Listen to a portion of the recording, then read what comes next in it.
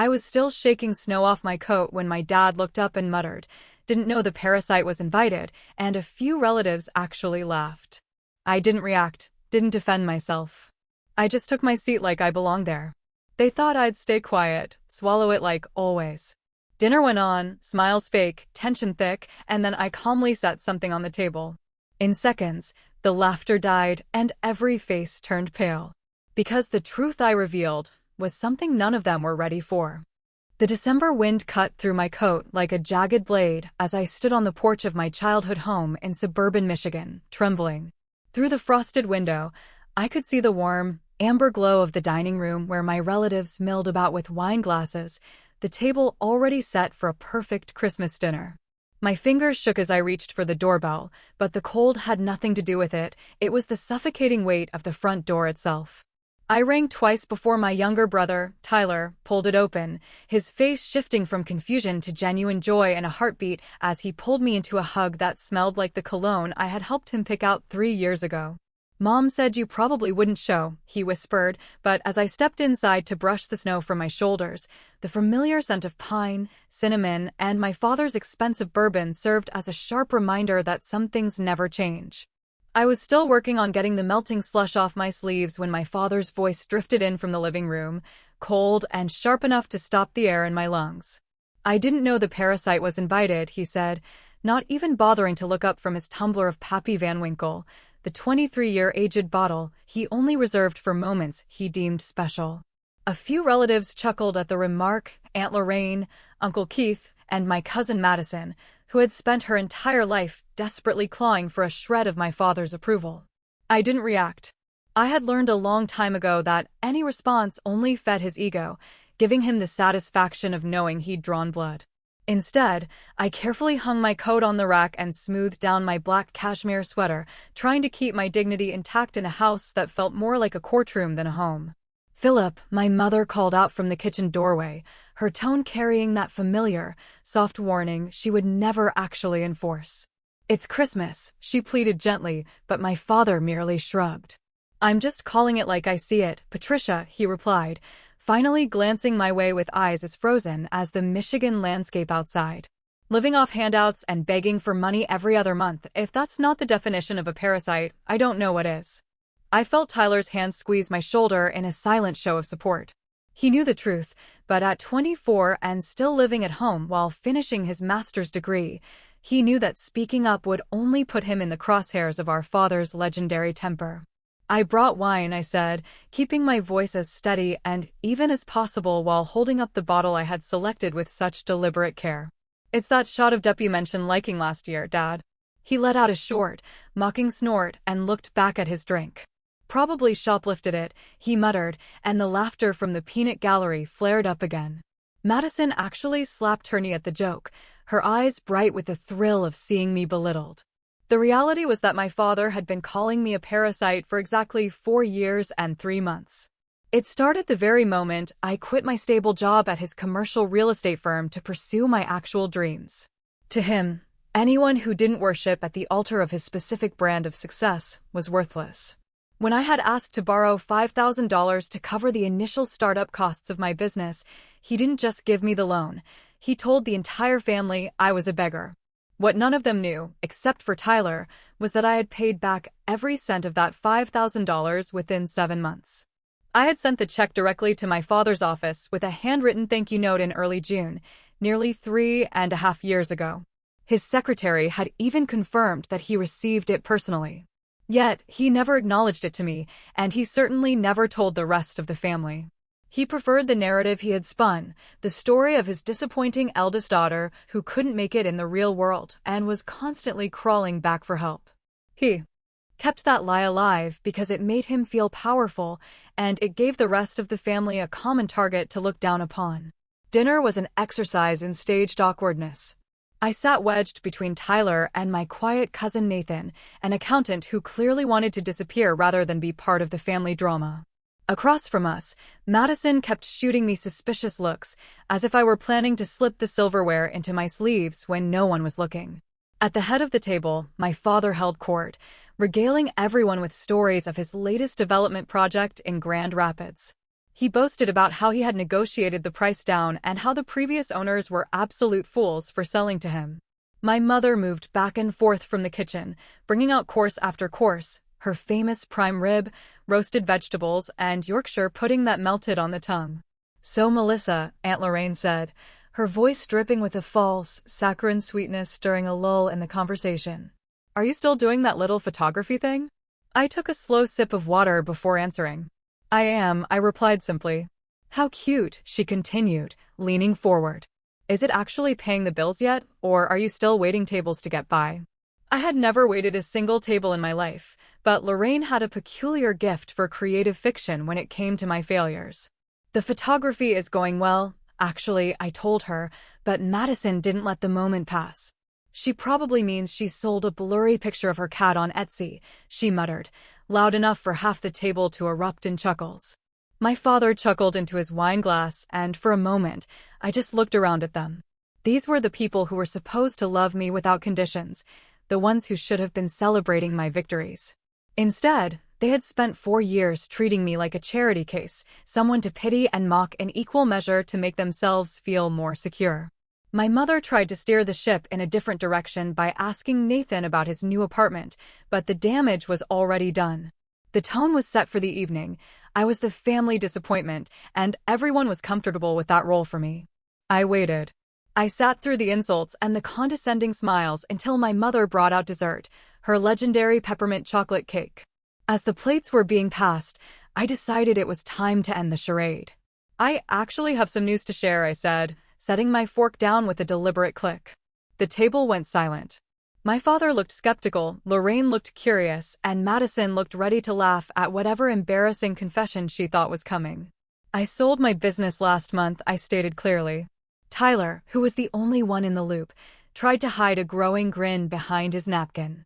"Your little photography thing?" my father asked, his voice thick with derision. "What happened? Did someone buy your camera for $50? "Not quite," I replied. I pulled out my phone, opened my email, and found the PDF document I had saved specifically for this moment. I sold Hartley Visual Media to a marketing conglomerate based in New York. The sale was finalized on December 1st. I slid my phone across the table to Nathan, the accountant. He looked at the document, his eyes widening behind his glasses as he scrolled through the details. "The sale price was $8.2 million, I said into the absolute, deafening silence that followed. Nathan stared at the screen as if it were a hallucination. Tyler was grinning openly now, no longer trying to hide it. My mother's hand froze halfway to her mouth, her eyes darting between me and the phone.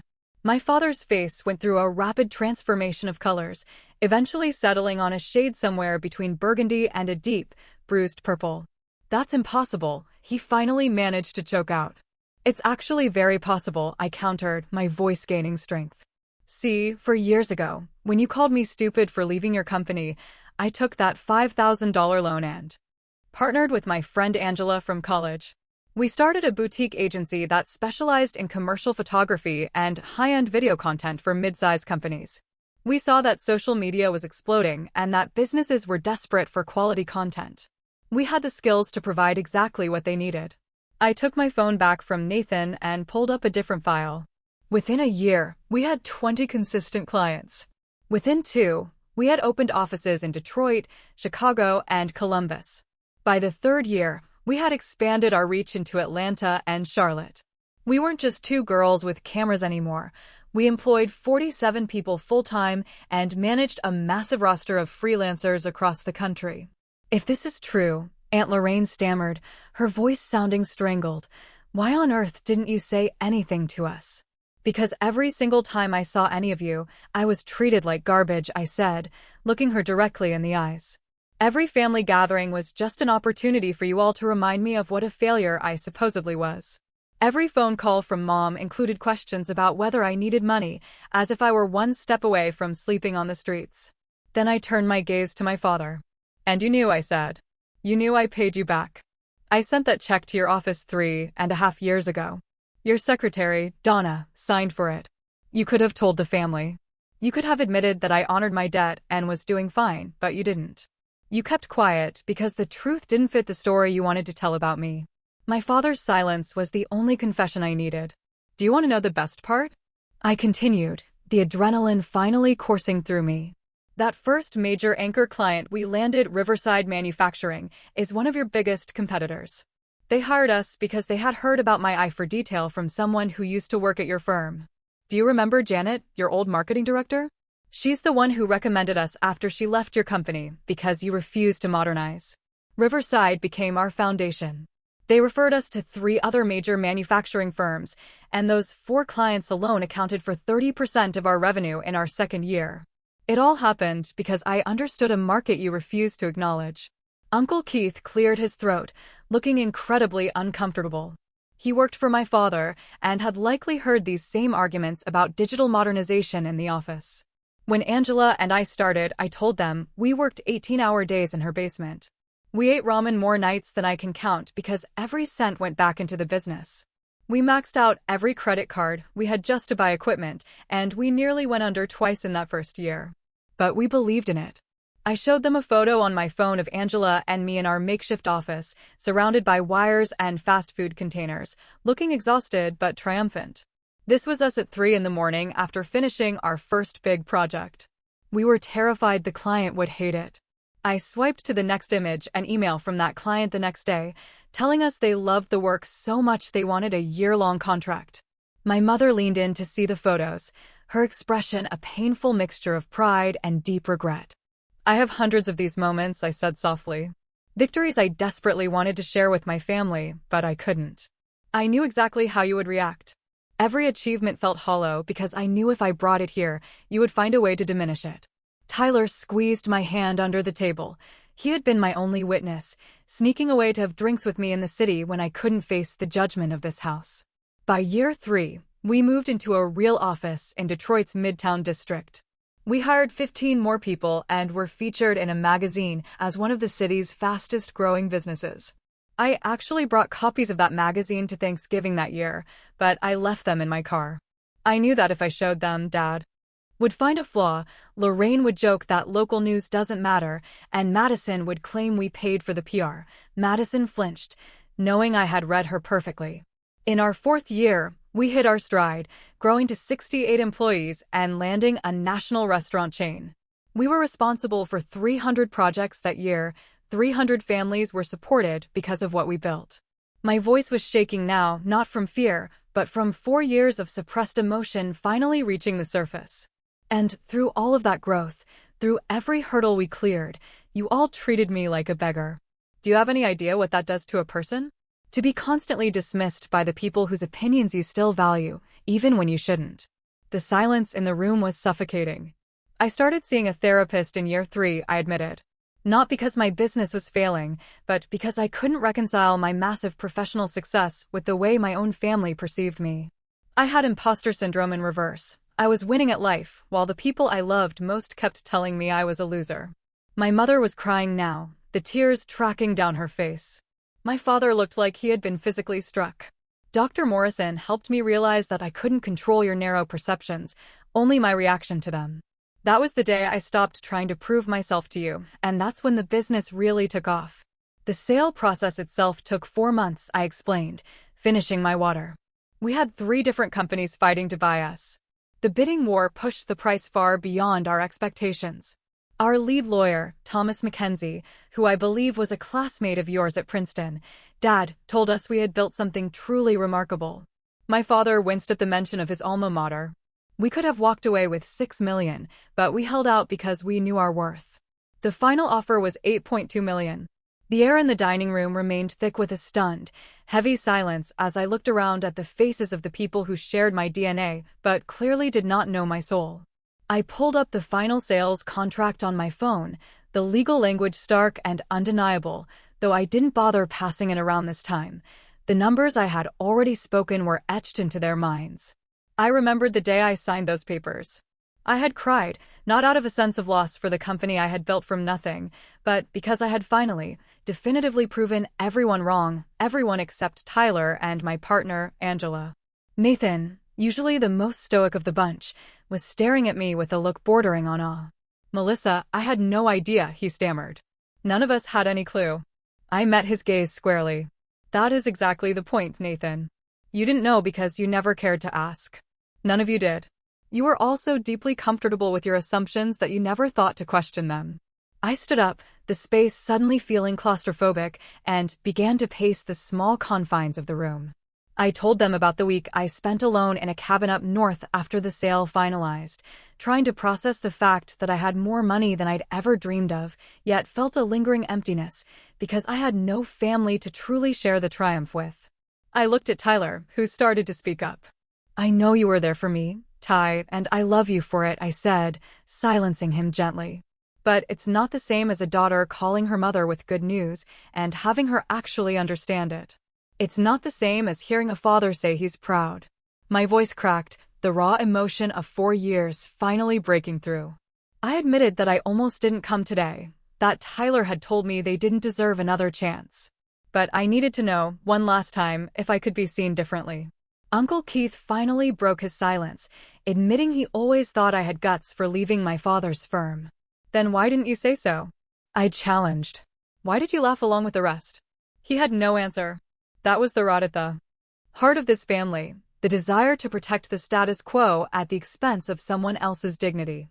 I turned to the window, watching the relentless snow, and told them about my future, the investors offering millions for a new studio, the invitation to teach at the University of Michigan's business school, and the board positions at national marketing organizations. The irony was heavy. The woman they viewed as a failure was now being sought after to teach the next generation of entrepreneurs.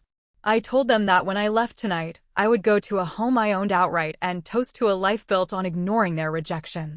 Madison was still whispering the number, 8.2 million, over and over. I clarified it for her. After taxes and legal fees, I walked away with just under 3 million. I had already set up a trust fund for Tyler's future children because he was the only one who bothered to ask how I was really doing. As the weight of the truth finally sank in, I saw the calculations running behind their eyes, the frantic reassessment of 4 years of mockery. I wasn't finished yet. I wanted them to feel the full weight of every victory they had chosen to miss. Aunt Lorraine was crying now, too, her carefully applied makeup tracing dark, jagged paths down her cheeks as she listened. I didn't stop. I told them about the feature article that had highlighted our company's philosophy of valuing people over profits and our unwavering commitment to ethical business practices. The industry had labeled us the future of boutique agencies, yet while the world was applauding my vision, my own family had spent years convinced I was a failure living off handouts. I finally set my phone down, face up, leaving the glowing screen as an undeniable testament to the life I had built without them. I detailed the agonizing conversations Angela and I had when the acquisition offers first started rolling in. We had built something special, and letting it go felt like giving up a child, but we were exhausted from the breakneck pace, and the offers were simply too life-changing to ignore. We played 3 major companies against each other, driving the price up with the help of Thomas Mackenzie, the very same Princeton classmate my father admired so much.